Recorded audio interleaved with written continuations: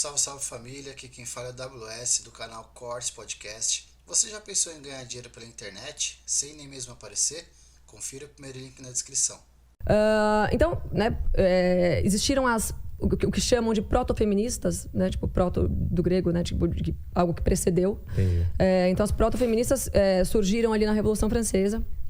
Aí você tem as principais, que seriam a Olympe de Gouges e a Mary Wollstonecraft, né? A Olympe era uma francesa e filha de um dramaturgo famoso na época, então ela era meio que o que a gente chama de socialista de iPhone hoje, né? Ela era aquela atrizinha da Malhação que milita pela causa feminista, mas anda com iPhone, usa a bolsinha do Gucci e tal. Essa era a Olympe de Gouges. E a Mary Wollstonecraft tem uma história um pouco mais pesada, ela era uma inglesa, que eu já vou falar. Mas a Olympe, ela começa a militar pela... O que acontece? Elas faziam parte dos jacobinos, né? Você tinha que, na Revolução Francesa, quando os Estados Gerais foram convocados, né? Você tinha os jacobinos e os girondinos. Ambos eram revolucionários, né? Só que os jacobinos mais radicais, os girondinos menos radicais. Então, daí inclusive, que surge o conceito de direita e esquerda, né? A esquerda seria os jacobinos, os girondinos da direita. E é por isso que eu falo, às vezes, que a direita já é de esquerda para mim, porque a direita já nasceu do conceito do contexto revolucionário. Tá. Né? Da forma como a gente tem hoje um parlamento. Mas voltando, então a Mary Wollstonecraft e a Olympe de Gouges faziam parte desses revolucionários jacobinos, né, que queriam ali depor a monarquia a qualquer custo e fazer essa alternância de poder, né, que mais uma vez, né, nunca foi sobre direitos iguais, e nem sobre tirar o poder totalitário de alguém, mas sim fazer essa transferência de poder para alguém que melhor favorecesse a elas e a todo o movimento jacobino. Então, elas faziam parte do jacobino, só que a Olympe de Gouges, que era uma super mimada, de uma classe alta na época, né, ela começou a puxar tanto a corda que ela foi morta pelos próprios jacobinos, né? Foi para guilhotina, tal, morreu porque ela abusou um pouquinho da mimadice dela. E a Mary Wollstonecraft, ela tem um histórico um pouco mais pesado porque ela vem da Inglaterra, ela tem uma história muito triste, por sinal, que, né, ela sofreu violência em casa, ela via o pai dela batendo muito na mãe dela, e ela já cresce com o que eu, pelo menos, considero vários distúrbios, né, emocionais e tal. Porque ela tem uma tendência a só se envolver com homens casados. Então, ela, com 16, 17 anos, começa a se envolver com um cara mais velho casado. E o cara, até que um dia ela quer dar um checkmate nele e ele fala: não, você tá louco, eu sou casado, tchau. E aí ela vai até a casa desse cara e ela sugere pra mulher dele que eles formem um trisal. Você imagina lá em pleno século XVIII, na Inglaterra, né? A mulher chegando, batendo na tua porta e falando assim: olha, então, eu tava ali com teu marido ontem, andei pensando, e se a gente formasse Nós três, um esqueminha aqui entre a gente, né? E aí é claro que a mulher expulsou ela de casa, o cara não quis mais ver ela na frente, e aí ela sai desiludida na época e vai para Paris, onde estava acontecendo já o movimento lá revolucionário, né? Já estavam tendo os salões de pensamentos, que basearam depois Marx também, né? Nos quais Marx fez parte também, mas um pouco mais pra frente. Bom, aí ela vai para a França, dela se encontra, né? Porque assim, o movimento revolucionário francês era muito mais forte e ela começa a fazer parte do movimento jacobino, né? Muito mais militante. E ela tem várias desilusões amorosas no decorrer da vida dela, né? Então ela faz escolhas péssimas e aí ela começa a fazer o quê? Ela começa a militar contra o casamento, né? Ela fala que é uma instituição... Aí começa daí a história de que o casamento é uma instituição... Falida, que é uma questão estrutural, opressora e tal. E também nesse mesmo momento, né, tá acontecendo o iluminismo, o humanismo. Então as pessoas querem tirar Deus, querem tirar a divindade do casamento, né? Da formação básica da importância básica, né, de complementar, que é o homem e a mulher. E ela começa a partir dessa premissa para embasar as teorias dela. E ela escreve livros. Só que ela nunca ficou famosa pelos romances dela, né? Ela ficou famosa mais pelos escândalos que ela se envolvia, né? Sempre com homens diferentes e sempre nessa tentativa de relacionamento aberto. Também muito... Ela era uma admiradora do Marquês de Sade também, o de Sade. Então, ela também tem essa... Gostava de uma bagunça. Gostava de uma bagunça. E aí, ela tinha depressão, ela tentou se matar algumas vezes na vida, né? Daí, no final da vida, ela tem uma filha, que é a Mary Shell, que inclusive é a autora do Frankenstein. Ah, é? É. Olha só. A Mary Wollstonecraft é a mãe da Mary Shelley. Não sabia. E a Mary Wollstonecraft, ela tem uma história muito triste, assim. Você vê a vida dela toda, ela foi repleta de desilusões amorosas, de depressões, tentativas de suicídio. Então, veja que esta mulher foi quem embasou as teóricas feministas mais pra frente. Mais da segunda onda, talvez, mas a gente vai chegar lá. Tá. Bom, então temos as proto-feministas aí que plantaram a primeira semente, né? A Mary Wollstonecraft escreveu... na época, os jacobinos escreveram os direitos do homem, né? Assim, que é como novas diretrizes ali pro momento.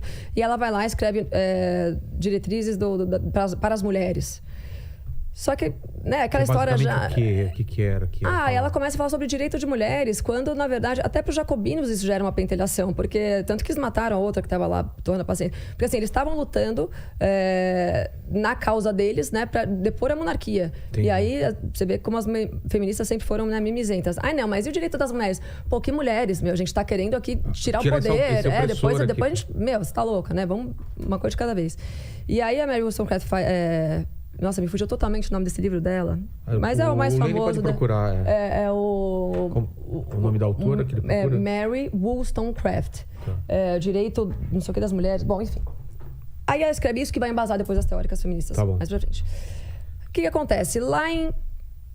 Então daí vem a primeira onda que a gente considera que eu considero que foi composta pelas sufragistas, mas também pelas revolucionárias marxistas soviéticas.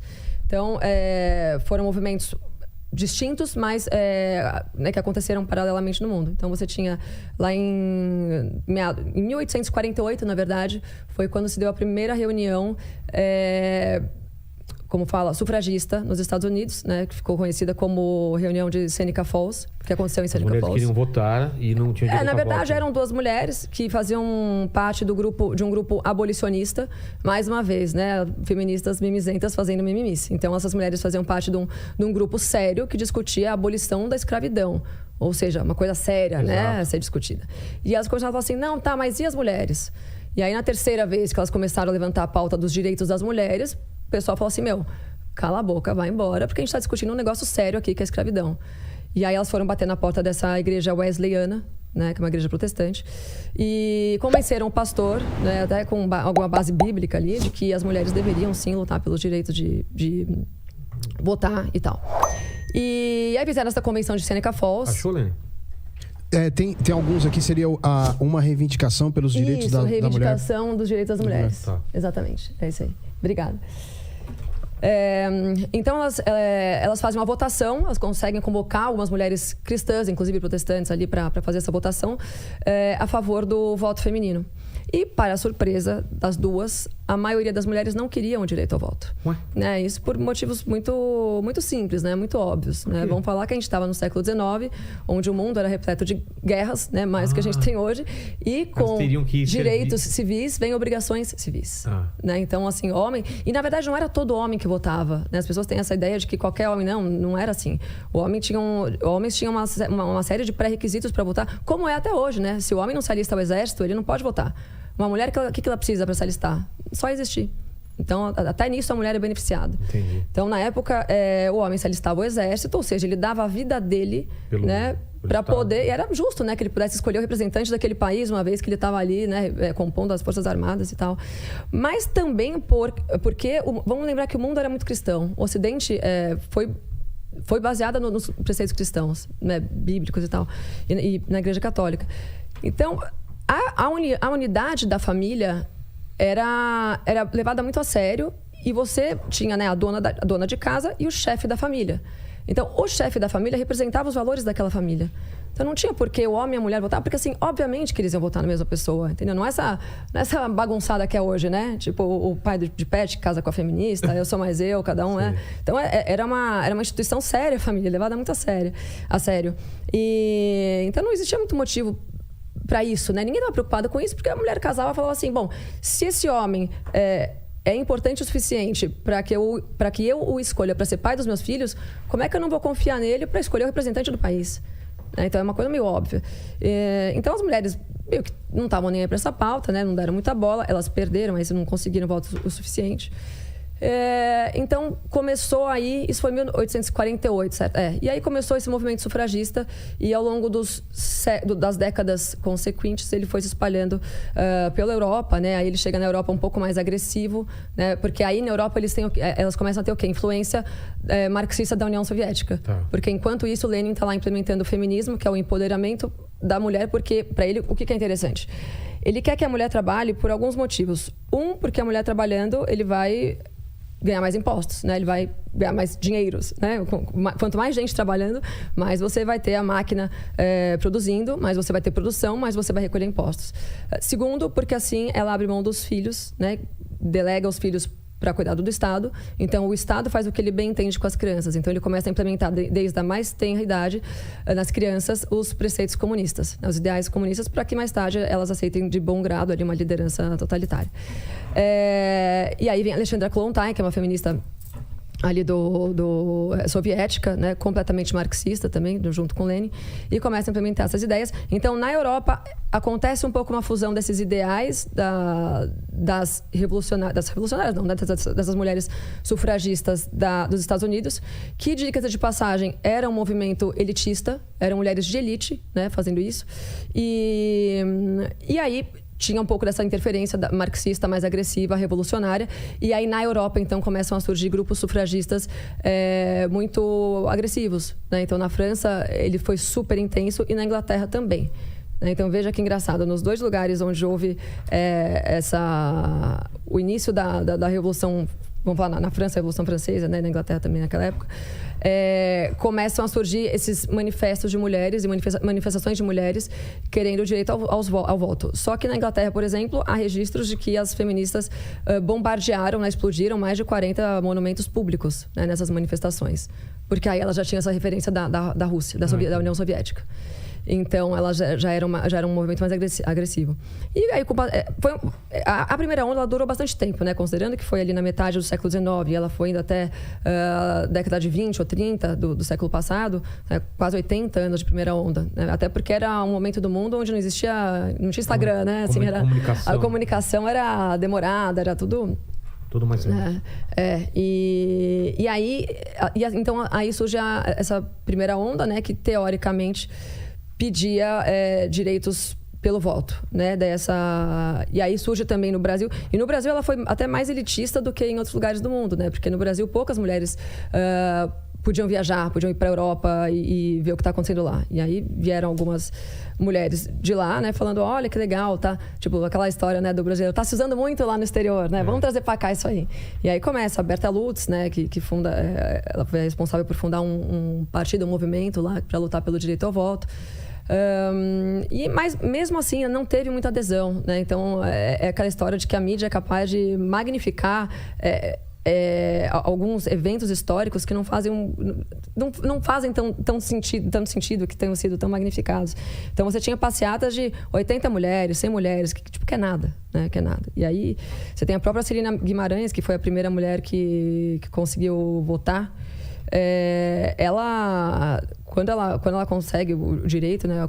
Agora eu estou na dúvida se a Celina foi a primeira que votou, a primeira que se candidatou a um cargo legislativo. O Lene pode também conferir isso. Obrigada, gente. Coisa, né? Obrigada, Lene maravilhoso. Como é a primeira mulher que votou? Google. Se não me engano, é Celina Guimarães. Ou se foi ela que conseguiu o direito a se candidatar. Mas a própria Celina, né, ela depois vem a público e ela fala, olha, eu nem estava afim disso aí, não tô nem aí pra política. E, na verdade, quem fez isso aí, quem me convenceu a entrar nisso aí foi o meu marido. Porque aí o marido dela... É isso mesmo, Celina Guimarães. Ela foi responsável, foi a primeira a votar. Isso, exatamente. Então, isso aí.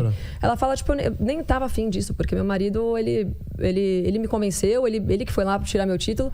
E, na verdade, a nossa Constituição não dizia que a mulher era proibida. Como eu falei, ela só não era obrigada e não era um costume. Entendeu? E aí...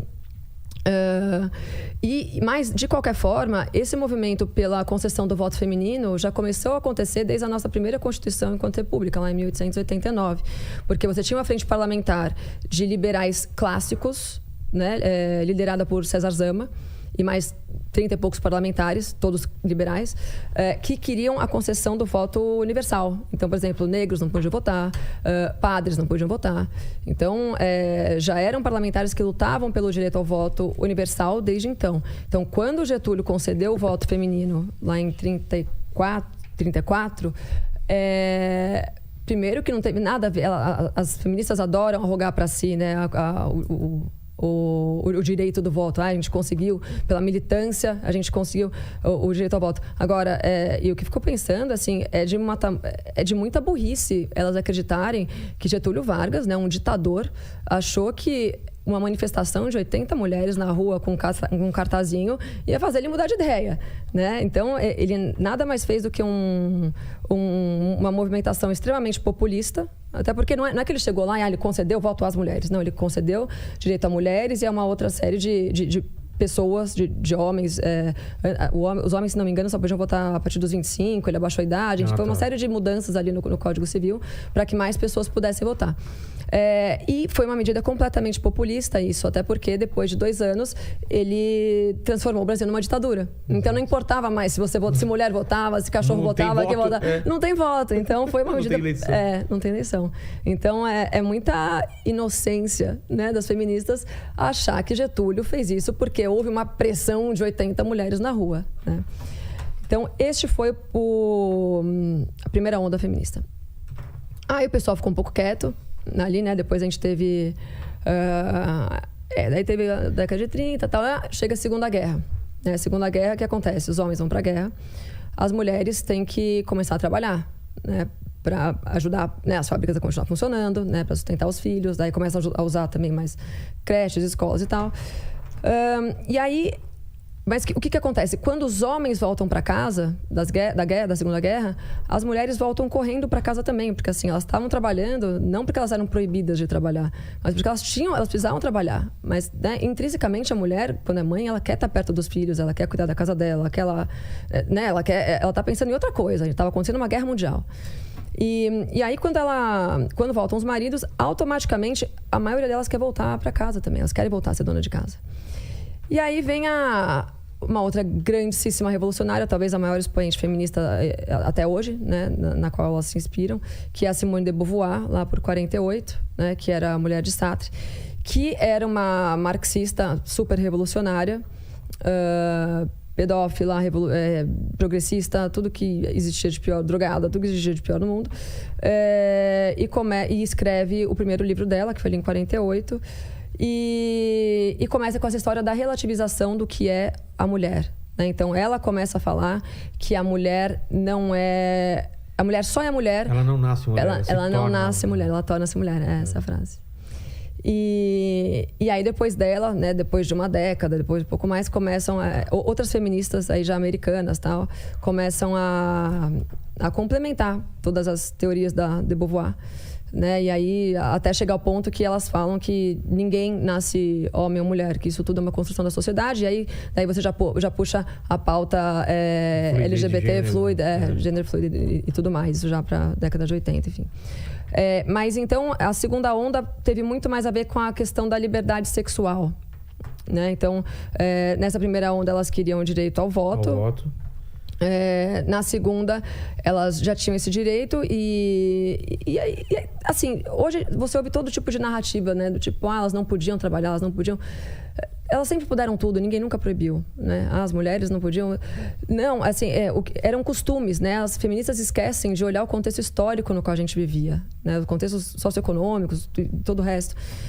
Então, essa segunda onda teve muito a ver com a liberdade sexual, né, levantada pela Simone de Beauvoir, lembrando que ela era casada com Jean-Paul Sartre, que era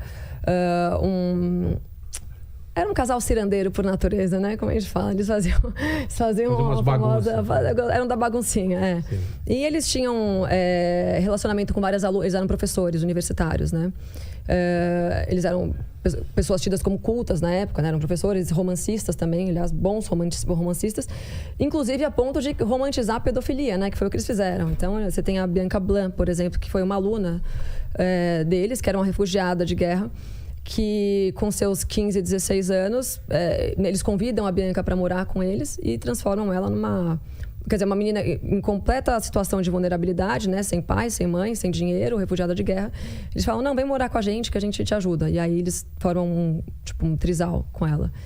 E aí a Simone de Beauvoir escreve um livro que chama Memórias de uma Moça Bem Comportada, para relatar esse lindo romance que ela tem com uma menina que estava inteira ferrada da vida, né? E que estava vivendo essa história com eles. Tanto que depois, né, mais tarde, ali lá pela década de 90, menina a pobre, Bianca Blanc... Ucraniana. Qual que é a semelhança? Sabia que ia chegar nessa piada. Sabia. Tava esperando já.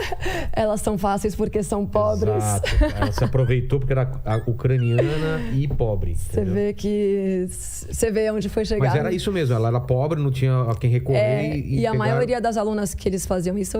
Tem a Olga também, tem mais uma outra que eu esqueci o nome, mas que são as 3 que a gente tem registros. Tá. Que rolou disso aí, mas com certeza tiveram mais. Novinhas, né? Assim. Tipo... Novinhas, algumas de 14, mais de 15.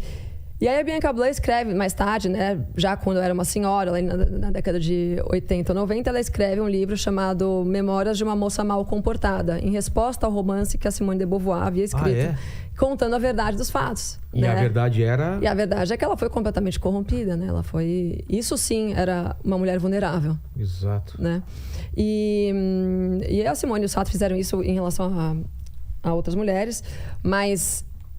eles também fizeram... Eles tinham um grupo que apoiava o que eles chamavam lindamente de isenção da idade... Como é que fala? Da idade... Da minoridade... como é que fala? Da idade...